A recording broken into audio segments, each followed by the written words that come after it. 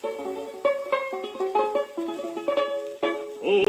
Stalin was a mighty man, and a mighty man was he. He led the Soviet people on the road to victory. All through the revolution, he fought at Lenin's side, and they made a combination till the day that Lenin died.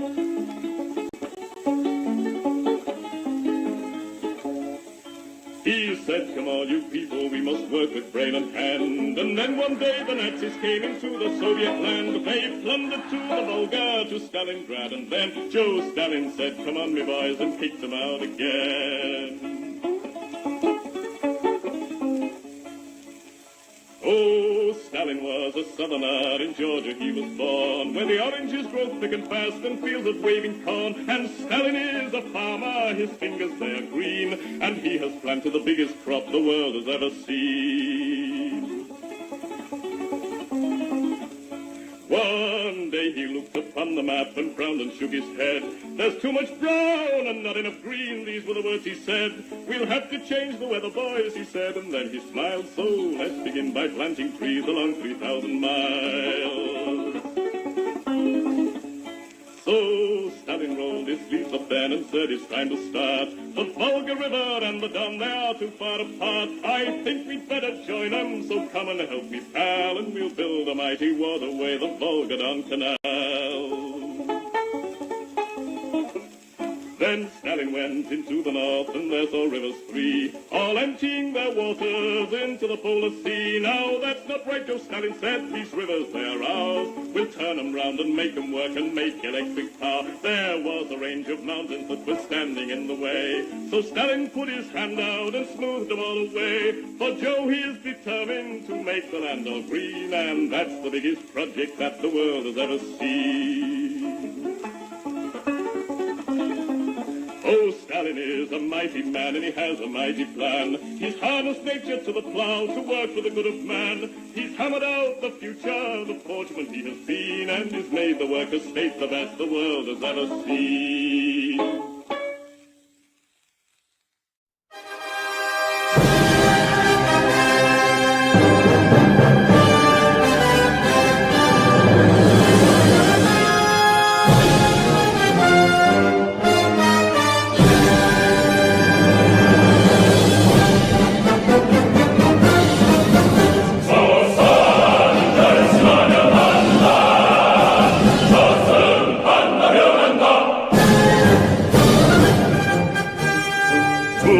전체의 사회 주기를 우리 어떻게 정대로 지키는가를 세계여 보라. 조선은 결심하면 한다. 조선은 한다면 한다. 국민 백성의 영도 따라서 선군의 붉은 기 그 신념으로 조선은 결심하면 한다. 조선은 한다면 한다.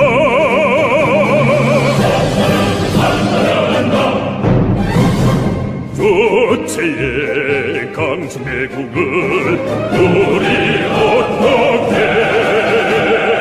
이 땅에 세우는가를 세계여 보라. 조선은 결심하면 한다. 조선은 한다면 한다. 장군님의 뜻을 받들어 붉은 정신력 그대 장으로 조선은 결심하면 한다. 조선은 한다면 한다.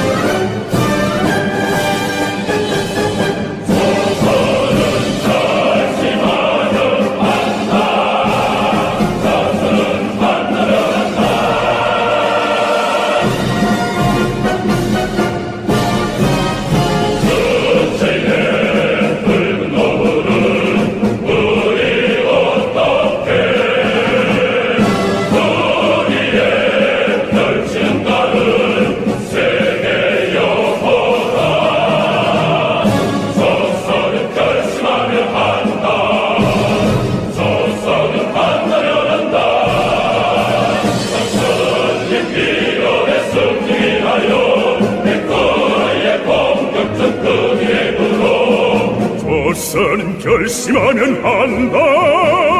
조선 한다면 한다.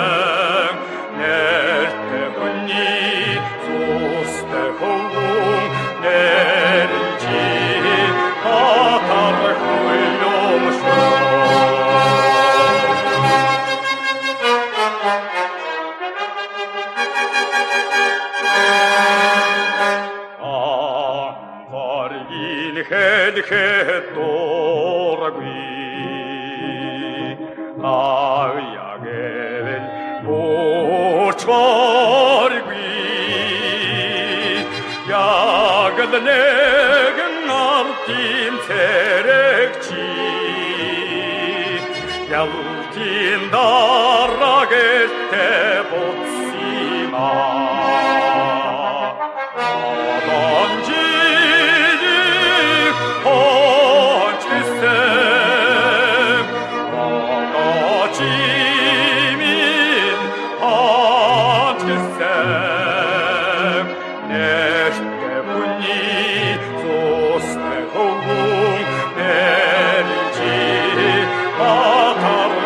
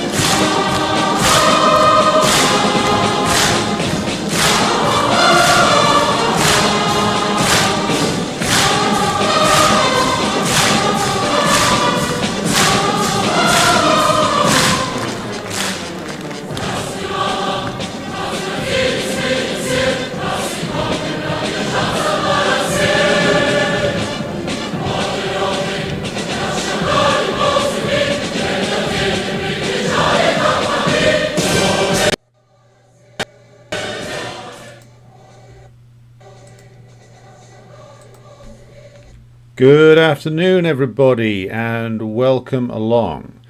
It is the afternoon of the 6th of February 2025, and this is a live stream which represents the first part in a series that we'll be covering, as the title implies, the most common anti-communist myths. Now, we will get into what we mean by that in just a moment, but here we will pause just to say be sure to like and share the stream if you haven't done so already, and subscribe to the channel if you haven't done so already. So herein we will talk a little bit about the first episode here of the this new series. Now, this is going to be a sort of an explainer for the series, and then I'll get into the details of what the episodes are going to be like coming up. So, why do a series on anti-communism and the mythology of it? I think the question is best addressed by examining the enduring power of anti-communist mythology. And I say mythology because that's the best way to actually describe most of what we're going to be talking about in these myth-busting episodes.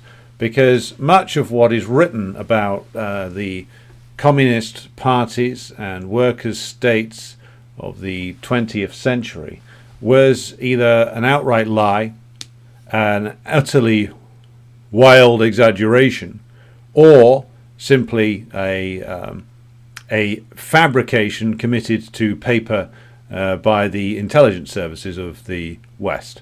And this is the reason why we are doing this series, is because with the not just the departure from world history of the Soviet Union, but the installation in its place of an anti-communist Russia in the 1990s, the mythology of anti-communism was uncontested. In fact, you could go so far as to say that the entire history of the communist movement was perverted from really 1956 onwards, with the so-called secret speech of Nikita Khrushchev to the 20th Congress of the Communist Party of the Soviet Union, essentially beginning the process of trying to turn what had been the foremost revolutionary party in the world into an active agent of anti-communism, which is what the Khrushchev clique, I now think, actively wanted to do, regardless of whatever the intentions of Khrushchev himself were. But the cause of turning a revolutionary party into an anti-communist reactionary party took 30 years of struggle, but and of course many other changes inside the USSR. But under Gorbachev, the USSR itself became captured at the very highest levels of the party and the state by the mythos of anti-communism, in a process started by Khrushchev and finally brought to horrendous fruition by Gorbachev. Now, when we talk about a mythology, every mythology has a starting point. And what is the central myth of anti-communism? The one that holds up all of the others. And that is the mythology of the individual. And more specifically, the mythology that capitalism, that bourgeois rule, truly values the role of the individual far more than communism does. That bourgeois rule knows how best to maximally develop the freedom of the individual within any given society. That, I would say, is the foundational myth upon which all of the other anti-communist myths are built. It is an attempt to reassert the bourgeois mythology that the conception of the individual that is born as a progressive move from Enlightenment thought, the idea of the free individual, the idea of the so-called free labourer when applied to the proletarian. That idea of bourgeois freedom is the best form of freedom, that there can be no other expression of the rights of the individual. There can be no better expression of the rights of the individual, and that the proletariat had best embraced the idea of bourgeois freedoms as being the most that he or she can ever hope for. These, I would argue, are the foundational myths of anti-communism. That's the particularly noxious roots from which all of the anti-communist trees grow. And it is, in essence, in defense of bourgeois property rights, of the bourgeois conception of economy, society, and state, and the attempt to favorably contrast capitalism with the communist parties and workers' states of the 20th century, that anti-communism is deployed. And of course, anti-communism comes in many different varieties. When you think of anti-communism, you could think philosophically of Friedrich Nietzsche. You could think of our old friends in the various fascist parties. You could think of Mussolini, Hitler. You could think of the philosophers, Alfred Rosenberg. You could think of Gentile. You could think of Julius Evola. all of which we will touch upon in this series at some point. But anti-communism is never as simple as just being the preserve of out-and-out rabid reactionaries. It's not just the failed Austrian watercolor artist or the wannabe Italian Lothario, who ended his days upside down and machine-gunned, of course. It's not just deeply repressed Catholic Spanish generals or Chilean used car dealers dressed up as generals.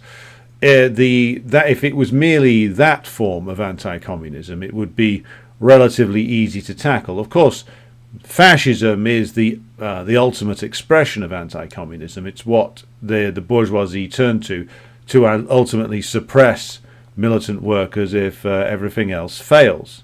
And before they get to that point, though, the ruling class would rather have derailed a communist party before it gets to the point where they have to turn to fascism. And that's where, of course, the other varieties of anti-communism come in. And those other varieties of anti-communism take the form, of course, of just straight-up liberalism. So we will need to look at that. The defense of liberalism done by people like Karl Popper, by people like Isaiah Berlin, that will need to be tackled as part of this series. But more so than that, I mean, a liberal anti-communism is something which is to be expected, along with out-and-out reactionary fascistic anti-communism.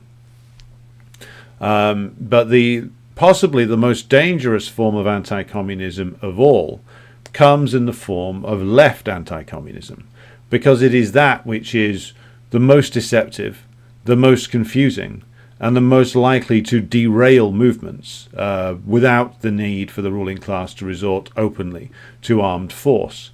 Left anti-communism has always been a key weapon in the ruling class's armory, and so it proved to be throughout the 20th century.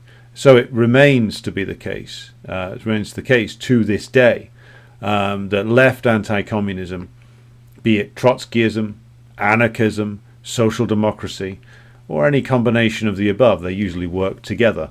That left anti-communism is an incredibly dangerous form of anti-communist thought and action, because, of course, the left anti-communism has achieved and has held a good deal of institutional power throughout the last 100 years. And this is particularly true in the imperialist countries. Left anti-communism, of course, is the essence of social democracy. It is the essence of the various socialist groupings and Trotskyite groupings that float around the Labour Party. The same is true in the European countries. The same is true in the United States, in particular in the United States. And US anti-communism is a very special breed in and of itself. So we'll definitely be looking at that as a specific program in and of itself, and I'll come back to that in just a moment. But the left anti-communists in the United States will merit an approach of their own, because whether they are Trotskyites or New Left or any other weird and not so wonderful combination of the above, they are an effective grouping who have been used to block and destroy actual communist movements for many, many decades now. Left anti-communism is a revolting creation, but it is unfortunately a very successful one. And it's one that the ruling class know very well the value of, and will thus stick by it and look to deploy it whenever they are under pressure. Now, we will now just talk a little bit about some of the episodes that are going to be coming up on this particular series. Now, next week, you may have seen already lined up in the schedule, is of course myth number one of the anti-communists. That is the supposed death toll within the Soviet Union itself. And for that, we are singling out, though he is by no means solely responsible, but I think his position on this is worth examining, because the career of the man in question we are talking about here, a certain Mr. Alexander Solzhenitsyn, covers both the Soviet Union and the United States, and his miserable career of intellectual and literary fraud is something we will be examining next week. Solzhenitsyn is a foundational figure in the modern anti-communism, both in the Soviet Union and in the United States. Of course, as I said, his career takes in both. Solzhenitsyn is favorably cited to this day by the Russian leadership. And we will get into the anti-communism of the Russian leadership in just a moment, because that needs to be talked about. But Solzhenitsyn is the source of many of the myths that, of course, are pumped out by the bourgeois press inside the United States, inside the imperialist countries, and, of course, inside Russia itself. So his career based on outright lies, manipulations, fraud, and of course his defection to the United States, followed by his return to Russia. His return to Russia, of course, when men like him had reduced what was once the Soviet Union to a series of rump states plagued by poverty, alienation, drug abuse, prostitution, etc.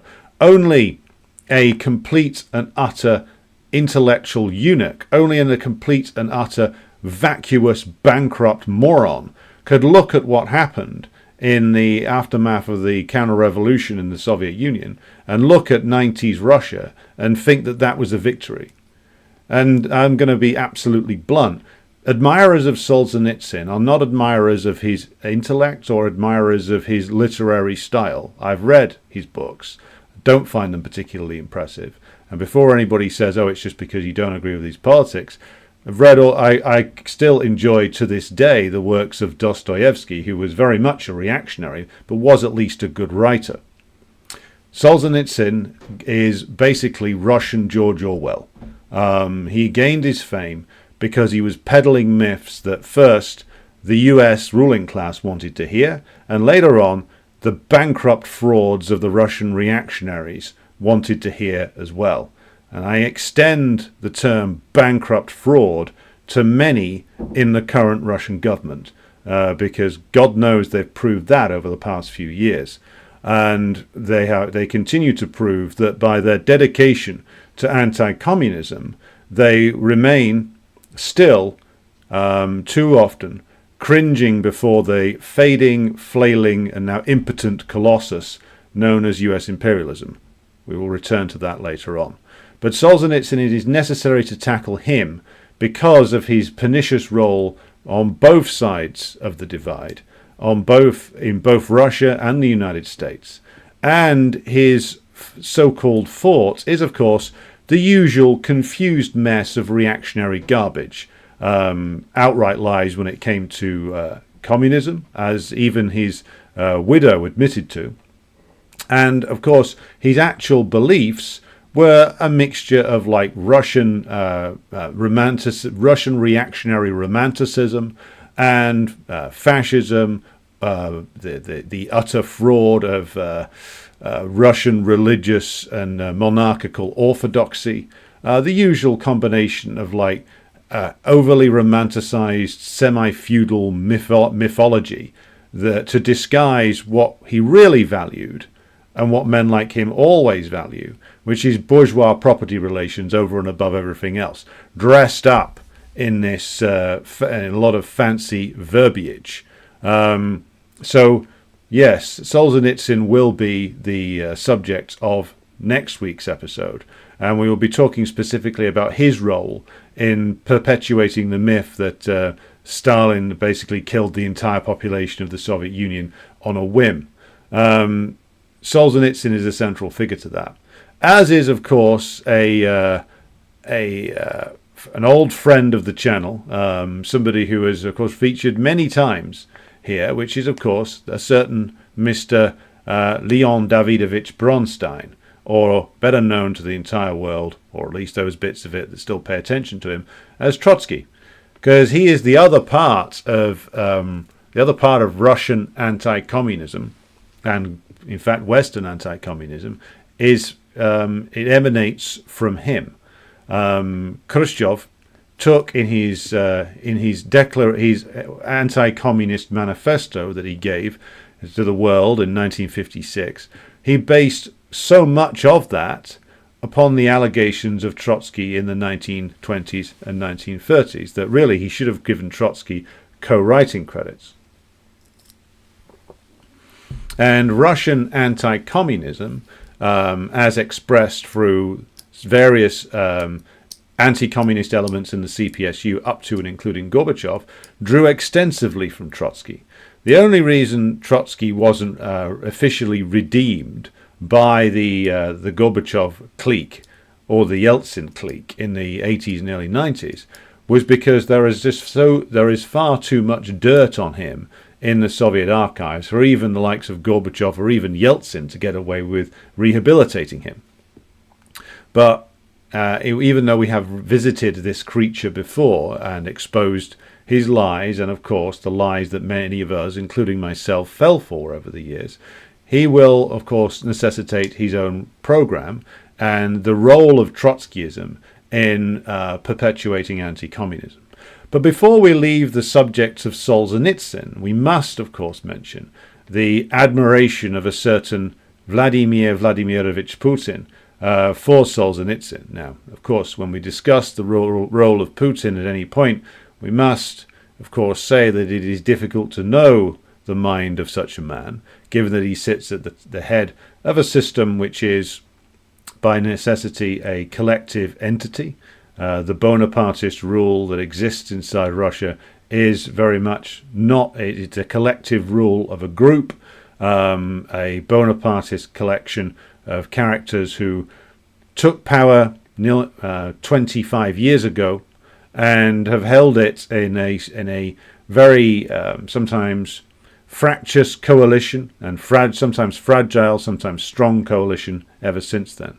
Now, the inclusion of the Solzhenitsyn in the mythology of what is referred to erroneously in the West as Putinism, I don't think you can really say that such a thing exists, but the ideological expressions of the ruling group in Russia are still, of course, soaked in anti-communism, because a great many of these characters, including Putin himself, began their careers as anti-communists and have remained to some degree or another anti-communists to this day. Now, it is true, of course, that due to the extreme hostility of the US imperialists, the Russian leadership has been obliged to moderate the rabid anti-communism of their earlier years. The hostility of the US and their insistence upon placing the entirety of the responsibility for the legacies of the Soviet Union upon the shoulders of the current Russian Federation and its anti-communist leadership. Because of that hostility, because of the need to lean into certain aspects of the Soviet legacy, to tap into their positive elements of that, to help them build international coalitions, the anti-communism has been somewhat slackened off in public statements in recent years. But if you observe the way in which the Russian leadership acts inside Russia, and the Russian leadership, of course, that extends far beyond Putin, far beyond the Russian cabinet to the people who make up the United Russia ruling party, what you find is that they are trying to create, through their official ideology, even though they are reliant upon the Soviet legacy for so much, they are trying to conjure up via Dugin, via the ghost of Ivan Ilyin and others, a mythos which is based solidly on anti-communist reactionary thought. And that, of course, will need to be discussed. For, of course, even though we back the Russian Federation in its struggle against NATO, we wish for the victory of the Russian Federation against the NATO forces in Ukraine. We wish to see the dismantling of NATO, or at least the fulfillment of the draft treaty that the Russian Federation submitted to NATO and the United States back in late 2021, almost 4 years ago now. We wish to see that fulfilled, which would mean the military dismantling of NATO east of the old DDR.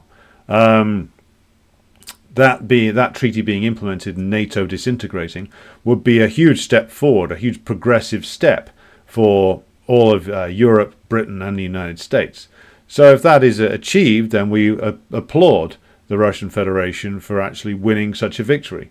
However, just because we do that, that doesn't mean that we are blind to the nature of the Russian Federation. It doesn't mean that we are blind to the nature of its leadership, which, as I said, is bourgeois, it is anti-communist, and it is made up of individuals who have said and done rabidly anti-communist things throughout their political careers. The fact that they are now being obliged to backpedal on some of that shouldn't mask their past. What has been proven is that people like Putin, Medvedev and others who have repeated every anti-communist lie told by Solzhenitsyn, Gorbachev, Khrushchev and Yeltsin over the years, including claiming responsibility for massacres which the Soviet Union did not carry out, such as the Katyn massacre in Poland, a crime committed by the Nazis, later pinned on the Soviet Union in a propaganda operation by Goebbels, as Goebbels admitted to in his diary. This is, of course, this all must be understood properly. And the rehabilitation of Stalin, the improvements in the view of the socialist period amongst the Russian working class, is a testament to the work done by the KPRF and others who are able to point out the contradictions in the messaging of the current Russian leaders, who on the one hand want to defend the legacies of Yeltsin, on the other hand try to claim the legacies of Stalin, a man who, of course, Putin pointedly never mentions in any of his public contributions. Very rarely talks about him. He will still denounce Lenin, of course, even though, of course, that without Lenin, without the October Revolution, without the legacies of the Soviet Union, the Russian Federation would have been dismembered and destroyed by imperialism many, many years ago. Herein lies the contradictions of having a Bonapartist group of anti-communists running a country which is surviving the onslaught of imperialism, largely down to the legacies of the communist period. That is a nasty mess of contradictions which one day will need to be resolved. Hopefully they can be resolved after the prosecution of a successful struggle against the NATO countries, but the utterly parasitic and completely bankrupt and historically redundant Russian ruling class, of course, still keep holding back the victory that could be won if a more socialist agenda was pursued. But these are all things to be discussed on another day. So, Russian anti-communism, historically and currently in its modern form, will be discussed as part of this program. Other things that will be discussed are, of course, anti-communism in the various different oppressed nations of the world. So what does anti-communism look like in places like South America? We will be taking in, of course, the notorious mass murdering dictatorship of Pinochet. Be looking at the anti-communist tactics pursued by the Suharto regime. Be looking at anti-communism in sub-Saharan Africa as well. Each of these will get their own at least hour-long program. So the key that we want to get across here, and what we want to do via this program, is to give people an easy reference guide as much as we can to tackling anti-communist myths. Now, the key thing that I often say to people when somebody starts going on about Stalin killed 80 million people or some utter gibberish like that, that's been, again, largely inspired by Solzhenitsyn and Trotsky and others. The key thing I always say about that is, like, well, who is saying that? Who says Stalin killed 80 million people? Who? Because when asked, many people will simply not know. It's just something that they have heard. They've heard it so often they've internalized it. A few will be able to cite a particular book. They might cite Richard Pipes. They might cite Robert Conquest. They might cite Kotkin or others who have said similar things.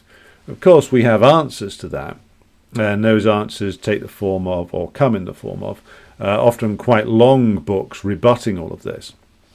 So if I can, throughout this series, cut this down to its key aspects, I will do. And so to return to the questioning of the myths, what I often say is, well, why are they saying that? And if they cite a historian, then I will attempt to discuss, like, well, what are the biases of that historian? Robert Conquest, for instance, worked for the IRD, Information Research Department. What was the IRD? Well, it was a propaganda section of the British government linked to MI6. Robert Conquest ended his life in the getting medals off George W. Bush, literally for a lifetime of service to anti-communism. And the thing that I find works quite well with ordinary workers who come out with anti-communist myths is that, well, do you, person in question, believe that the government and rulers of this country lie to you about things that happen right in front of your face? Do you think you're lied to by the government, by the rich, by those in power in the state machine? Do you think that they lie to you about things that go on inside your own house, inside your own bank account, inside your own workplace, and inside your own community? And the answer, of course, is almost invariably, or in fact without fail, it is yes, the person concerned will think that the government lies to them about just about everything involving life in this country. So the natural follow-up question is, well, if you think that they're lying to you about things that are happening to you and me and all of us in Britain or the United States, if they'll lie to you and tell you that you're better off, even though you know that you're worse off, if they'll lie to you and say that you can get, for instance, if you're in the United States, healthcare coverage, even though you cannot, if they'll lie to you about, that a man can become a woman merely by wishing it was so, if they'll tell those kind of lies, which are huge and affect your life directly, and you can easily point out why they are wrong and why they are making this up, well, why on earth would they not fill your head with absolute garbage about a country that doesn't exist anymore in the form of the USSR, about a man in Stalin who died 72 years ago, before many of us were even a glint in our father's eyes, who during his time in office oversaw a process of the elimination of capitalist and imperialist exploitation of the proletariat and peasantry in the USSR, which took a gigantic country out of the world market, who stopped the despoilation and profiteering on that country by a handful of capitalist vultures. Well, why on earth would they not tell every lie in the book about such a party and such a man? Given that most people in Britain or the United States don't speak Russian, don't know any Russians, don't know much about Russia, know very little of the Bolshevik Revolution, know very little about the Tsardom, know very little about the state of the Russian Tsarist government and society in World War I, know exceedingly little about the building of socialism. In fact, are not stunningly ignorant, but just plain up ignorant about all aspects of the socialist history inside the USSR. Well then, if they're going to lie to you about things that are hitting you right in the face, why would they not tell the most elaborate lies possible about countries far away and long ago in the past, about which they know very well that most people don't know anything? Why would they not tell every single lie that they could possibly create? Why would they not go really wild with it, when the thing they fear most of all is the proletariat of the West finding out the truth about socialism and wanting to fight for it? It's the reason why anti-communism was developed as a national religion inside the United States, where they tried to instill the virtues of private ownership of the means of production as a as a huge religious type institution inside the minds of the proletariat. So why on earth, again, would they not come up with the most elaborate lies possible about a system that we know very well they fear more than anything else? Because that's why they keep on passing anti-communist motions in the US Congress, despite the fact that the Soviet Union, as the center of world revolution, disappeared over 30 years ago. Why do they keep doing it? And so it's not just because you've got a bunch of mad Cuban and Venezuelan exiles in the Congress, even though you have. It's not just because Marco Rubio's had too many pills and has got excited. It's because it represents a real fear on behalf of the US ruling class, a real fear that their system is stuck, it's sinking, it's decaying, and they fear that one day the US proletariat will discover that they have been lied to over and over again, and that now is the time to and they are getting inspired by the realities of communism, not and overcoming the mythology. So that is why, of course, the mythology has to be rammed home and reinforced so many times over and over and over again, in every generation.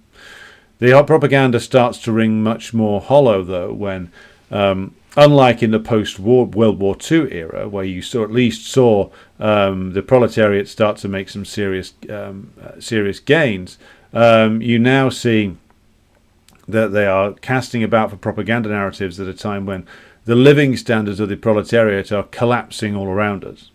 So the propaganda of the ruling class no longer hits quite in the same way.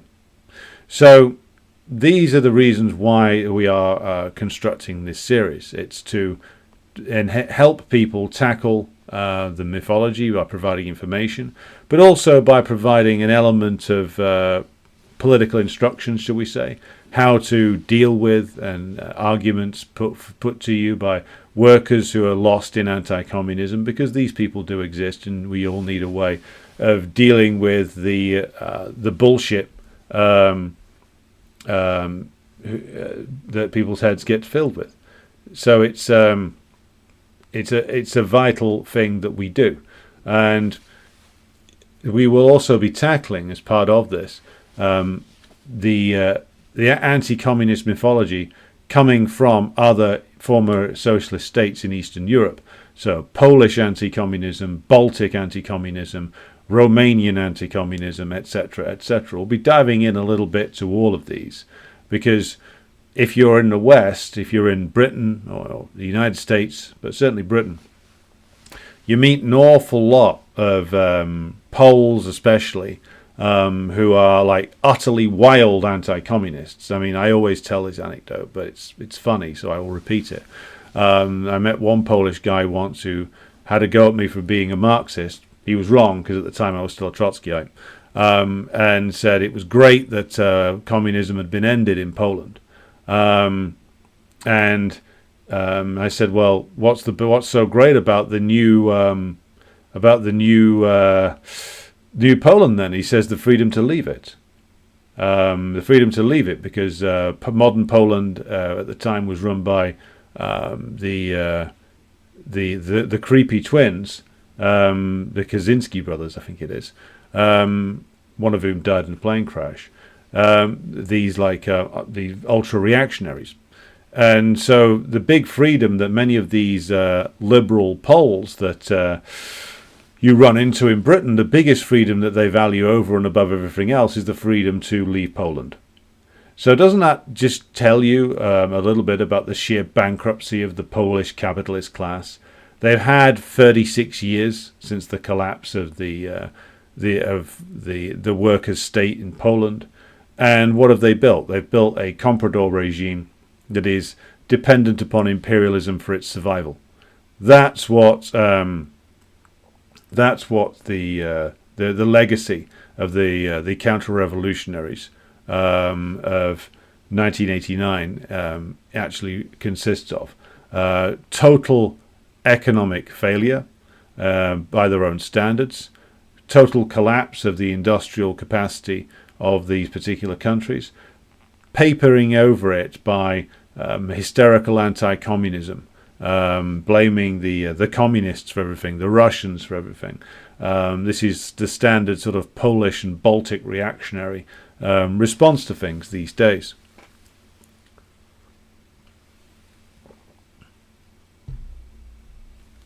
Right. Okay. So this is what the outline for the series. So next week we'll be dealing with Solzhenitsyn. The week after that we will be dealing with Trotsky. So we can't seem to get rid of him. And then the week after that we will be tackling a huge myth, which is of course the myth of the disaster of the Great Leap Forward. So that's the first 4 weeks of this particular program. So Solzhenitsyn, Trotsky, and then the mythology about the Great Leap Forward. And so that will take us into March of this year. So pausing now to just take a few comments in. I'm just going to be. I've got another recording to run into literally at 5 o'clock, so I'm going to have to call this time at around about 7 minutes or so. But I'm going to do some greetings before we do. It's always good to do that. So hello to Grassy Knoll in Seattle, Washington. Hello to Working Prole Incorporated. Hello to Victor, Svetlana from Moscow. Anthony, Vera, Lurefax Enslist, who joins us from Mordor, Sweden. I wasn't aware that Sauron had moved in to Sweden, but it doesn't surprise me. So who else have we got here? Hello to Bruce Albert. Hello to Kent. Hello to William Moore, who joins us from Champaign, Illinois. Didn't know there was a Champaign, Illinois, but there you go. Hello to Jenny, our moderator for today. Good to have you with us. Hello to Robeson, joining us from late evening in Indonesia. Shout out to all the listeners in Jakarta and elsewhere. Hello to Thomas Wolfe. Hello to Marrow Mind. Hello to Comrade Daniel over there in Bristol. Hello to the Wicked Witch of S.E. in Winston-Salem. Good to have you with us. Svetlana says, Russia's preeminent historian of the Soviet period, Yevgeny Spitsin, who has done more than most to expose the anti-communist myths, is constantly having his channel banned on YouTube. I wonder why that is. Too much blowing up of mythologies, I think. Neither the Americans nor the group in power in Moscow particularly want somebody exposing the myths of everybody from Khrushchev onwards. Mushkin, hello to you out there in sunny Gloucestershire. Hello to Robert out there in Staten Island. Hello to Edward. Hello to Philip Blair. Hello to TR1001 out there in Portugal. Hello to Adi Kravets, who says, they say that communism killed 60,000 gazillion people. In reality, capitalism kills millions yearly. And that is very true. The anti-communists have killed as many people as they say Stalin killed, but their killings are real, and they've been doing them for decades. Hello to Nikki out there in Athens, the slaughterhouse of the Mitsotakis dynasty. Oh yes, of course, the sufferings of Greece continue under the so-called New Democracy. Hello to Martin Elenkov, joining us from reactionary Vienna. Hello to James Goblin in the once and future Yugoslavia. Like and share the stream, as the man says. Hello to Snowy Triangles. Hello to Yep X. Daniel says, this series will be perfect for some people in my family who look at me with crazy eyes for saying I'm a communist. Well, it's happened to us all, comrade. It's happened to us all.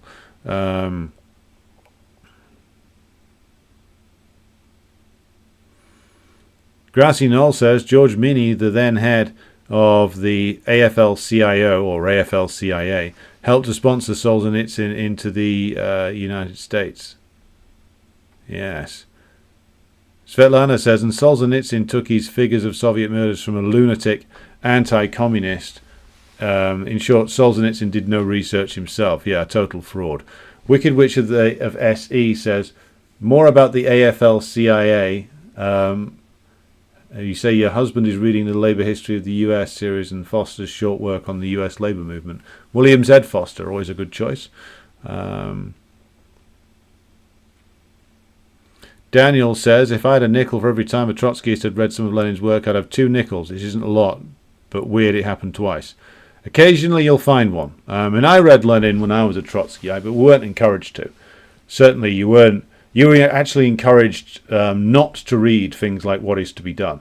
And when you read What Is to Be Done, you can see why Trotskyites aren't encouraged to read it, because it is a masterpiece of how to organize a communist party in terms of practical and ideological training, and in terms of how to create a structure for a revolutionary party.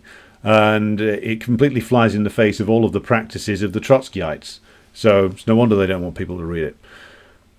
CE says, I also say good day from Mordor. I'll be missing the live show just now, but we'll be sure to watch later. Good to have you with us. We will be putting together we might be putting together some sort of pamphlet on this as well to answer your question about that one. Okay. Hello to Enigma, who joins us. Hello to Rista Kostadinov. Hello to Agricola Urbanus, who asks, can you tell me what is this version of Den Pobedi Victory Day song in the intro? Can't find it on YouTube. I'll have to look up what I've got on the intro for today, Agricola. But I will be placing a playlist up on the Telegram group pretty soon.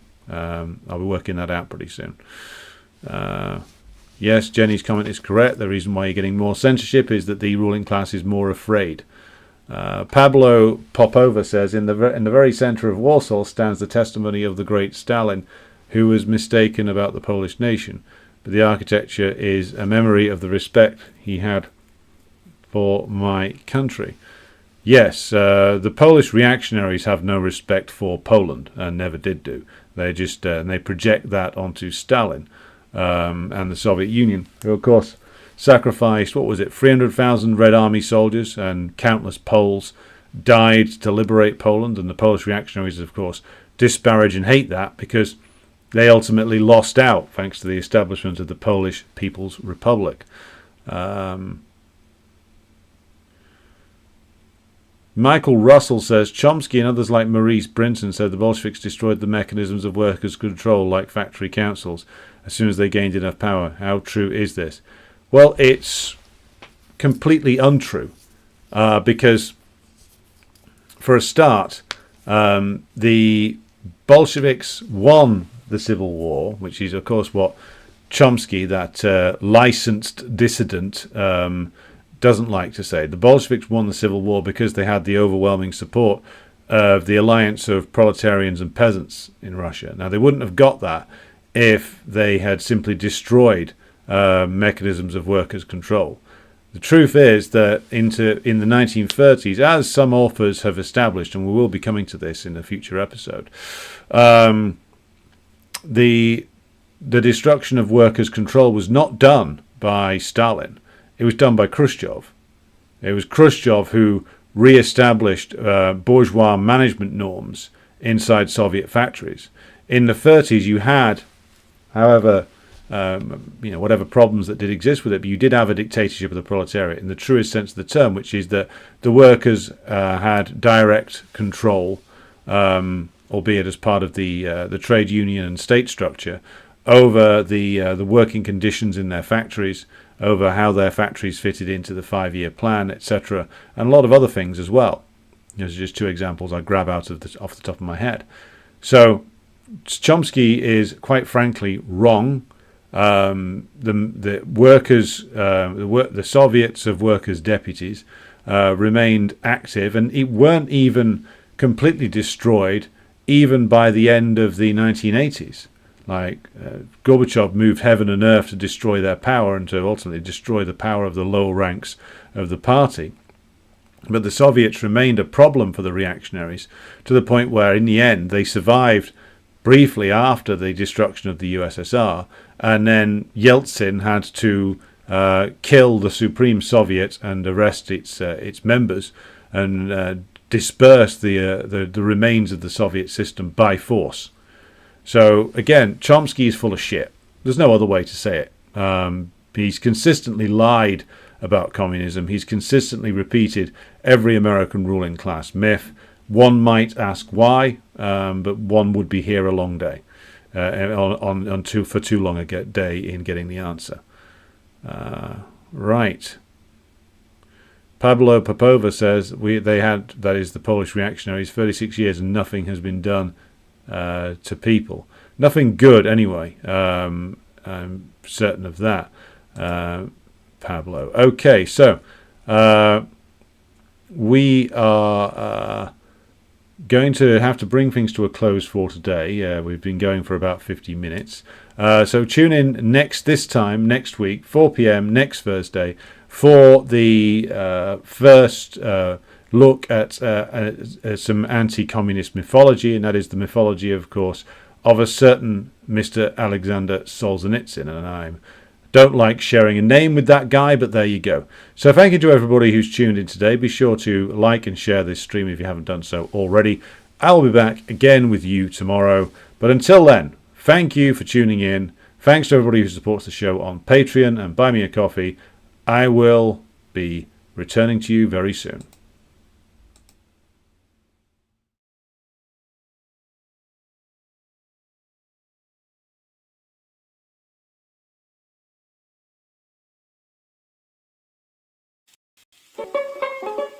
Oh, Stalin was a might and a mightless feat. He led the circle on the rotary. All through the revolution, he fought at Lenin's side, and they made a comeback until the day he died. Said, come on, people's brain, and one day escaped the Soviet land, plundered them out to Stalin. Then Joe Stalin said, come on, me boys, and kicked them out again. Oh, Stalin was a southerner, in Georgia he was born, where the oranges grow thick and fast and fields of waving corn. And Stalin is a farmer, his fingers they are green, and he has planted the biggest crop the world has ever seen. One day he looked upon the map and frowned and shook his head. There's too much brown and not enough green, these were the words he said. We'll have to change the weather, boys, he said, and then he smiled. So let's begin by planting trees along 3,000 miles. So Stalin rolled his sleeves up then and said it's time to start. The Volga River and the Don, they are too far apart. I think we'd better join them, so come and help me, pal, and we'll build a mighty waterway, the Volga-Don Canal. Then Stalin went into the north, and there saw rivers three, all emptying their waters into the polar sea. Now that's not right, Joe Stalin said, these rivers, they are ours. We'll turn them round and make them work and make electric power. There was a range of mountains that were standing in the way, so Stalin put his hand out and smoothed them all away. For Joe, he is determined to make the land all green, and that's the biggest project that the world has ever seen.